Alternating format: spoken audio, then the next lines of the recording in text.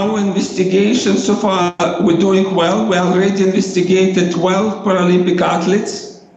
Yesterday, we spent one day at the Coastal Village, and we had 4 Paralympic athletes which were from sledge hockey teams. Today, we had predominantly athletes from alpine skiing. Before this day, it was fantastic, sunny and beautiful days in Sochi. Today, it was first day of rain and horrible foggy day. This is the first piece of equipment. This is what we brought from Canada, funded by CFI. This allows us to measure blood pressure during the sit-up test, orthostatic challenge test. Here in clinic, we're measuring it every minute because we need continuous, frequent monitoring of blood pressure changes in a person with spinal cord injury. And test includes that the person initially is supine, but then we passively remove patient or athlete actually from supine. My students will show how we'll do it during the test. 1, 2, 3.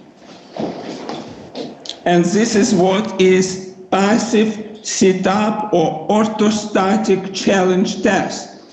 If person with spinal cord injury have disruption of descending cardiovascular pathways, blood pressure could drop dramatically, and we will immediately detect with this blood pressure machine this drop.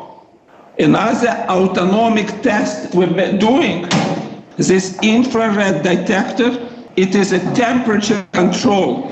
People with spinal cord injury have disturbed control of temperature regulation.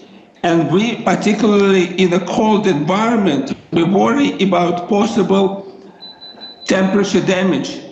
We're also doing ultrasound assessment of blood vessels and ultrasound assessment of the heart. So this is a cross-section of the left ventricle here. So the thing that you see moving is the mitral valve. So we're having blood coming from their left atrium through the mitral valve into their left ventricle, and then it's going to exit out this valve here, which is their aortic valve. So this wall here is separating the left part of their heart from the right part, which is on top there. Because the heart is innervated by the autonomic nervous system, we're interested in seeing in athletes whether or not the integrity of their autonomic nervous system, so whether or not they have control over their heart or not, will impact the actual structure of their heart as well as the actual function of their heart.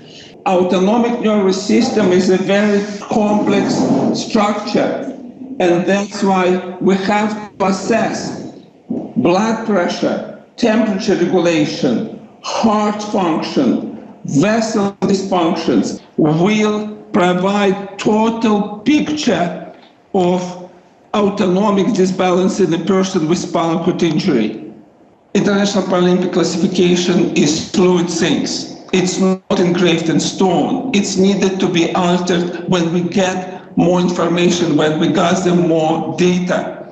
The main ultimate goal of our study here is directed towards the understanding how autonomic nervous system dysfunctions affecting Paralympic athletes, affecting their health, and hopefully to propose to International Paralympic Committee, international societies to add some alternative to improve classification and improve present state of assessment of Paralympic athletes.